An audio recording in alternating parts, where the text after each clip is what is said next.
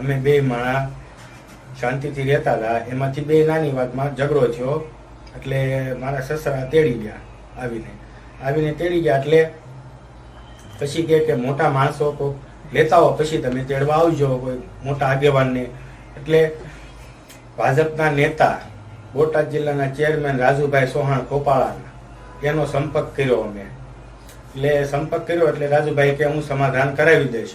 એટલે એ આવ્યા એટલે એને સમાધાન કરાવ્યું.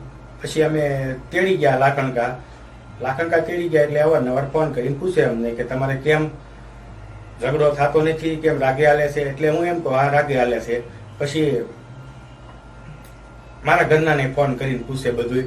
પછી એમ પૂછતા હું ઘરે ન હોઉં તો મારા ઘરે આવવા મળ્યા, ફોન કરે, મારા ઘરનાને મેસેજમાં વાત કરતા હતા.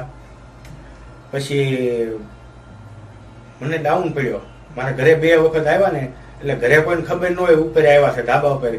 2 વખત હું ભાળી ગયો. રાજુભાઈ 2 વખત આવ્યા. હું ઘરે પૂછું તો રાજુભાઈ આવ્યા હતા કે મારા મમ્મી પપ્પા ના પાડે, નથી ખબર, આવ્યા નથી અહીંયા. મેં તો કીધું હમણે દાદરો ઉતરી ગયા અહીંથી.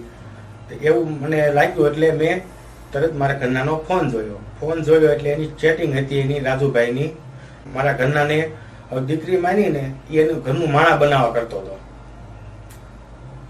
એટલે પછી બધાને ખબર પડી અમને આવું કરે છે, આવું કર્યું રાજુભાઈ ચૌહાણ અને બોટાદ જિલ્લાના ચેરમેન.